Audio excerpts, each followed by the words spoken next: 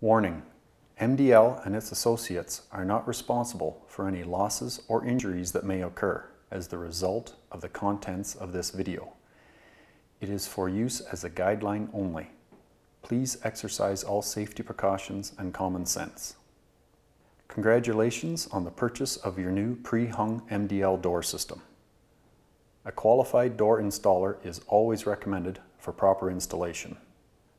As part of MDL's ongoing commitment to their product, the following video was created as a guide for the installation of your new pre-hung door. When you're ready to begin installing your new MDL pre-hung door system, you need to gather up the tools you require. You will need a tape measure, a level and square, a caulking gun and silicone, a power drill and driver bits, screws number 8 by 3 inch, hammer, shims, lock set, rubber gloves and safety glasses, low expansion foam, fiberglass insulation. Now that you have your tools gathered together, let's quickly look at some key terms used to describe a door. Door slab, hinge, sweep, deadbolt, doorknob, header, weather strip, strike plate, latch jamb, sill, hinge jamb. Before you remove the old door, check and double check the measurements of the new door system. Once you are sure of a proper fit, it's time to prepare the opening for your new pre-hung MDL door. First, remove the old door. Be sure to scrape away all the debris that has accumulated under the door jamb. And don't forget to get rid of all that old caulking as well. You'll need a level, square, smooth surface in order to have the best seal between the sill and the subfloor. You need to make sure the new door is going to clear the finished floor. This is easy to do. Just measure from the bottom of the sill to the bottom of the door slab on the new system. Next, measure from the subfloor to the top of the finished floor. This distance should be 1 inch. Remember, a floor mat may require you to add to that 1 inch. If not enough clearance is available, you can raise the door by adding a piece of pressure-treated wood to the subfloor using caulking and screws. Measure the rough stud opening. Your new door should be approximately a ½ inch shorter and 7/8 of an inch narrower than the opening. While you still have that tape measure out, check that the corners are square. Do this by measuring the opening from corner to corner. On the diagonal, if the measurement is equal, you can confirm the opening is square. Check that the header is level and the subfloor is smooth, sound, and clear of debris. It's now time to apply caulking to the subfloor. Starting about 1 inch from the interior edge, apply 3/4 inch beads of caulking along the length of the subfloor. Each row should be about 1 inch apart. This prevents air leakage, drafts, and moisture from coming into the house.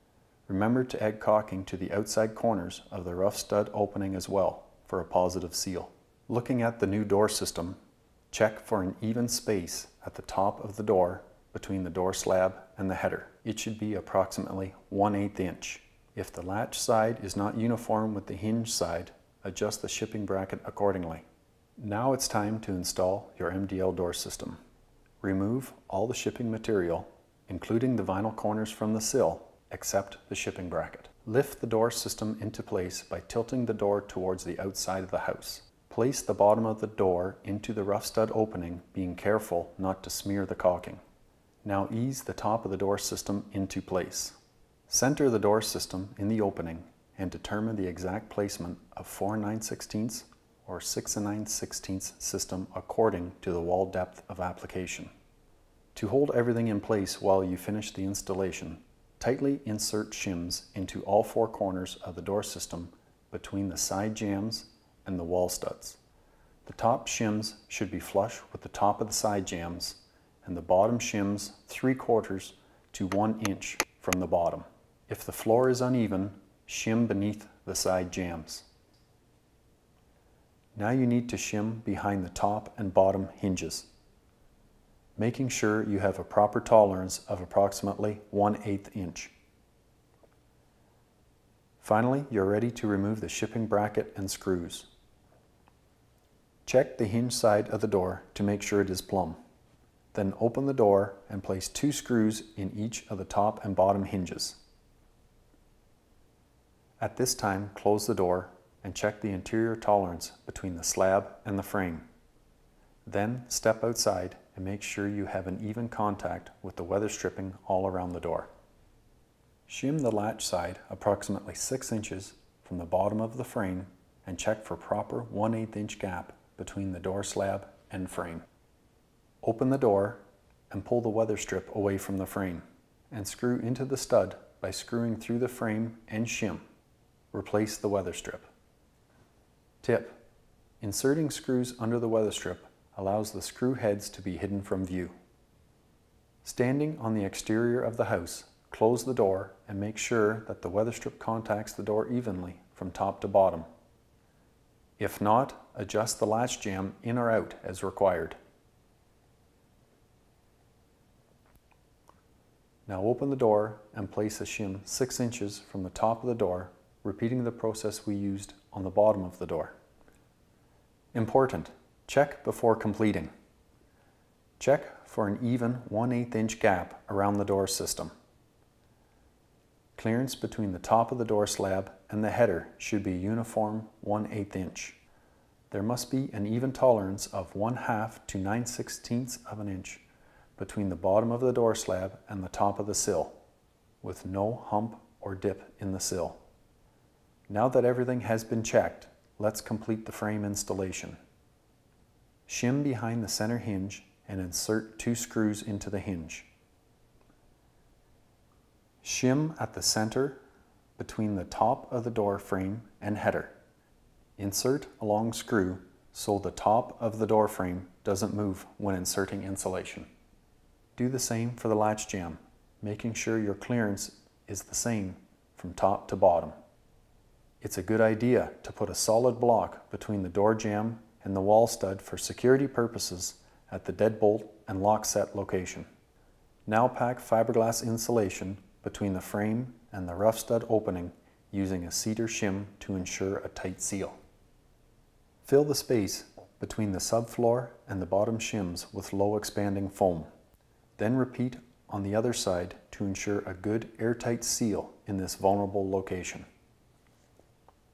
Now carry on insulating around the door system with 2 inches of low expansion foam.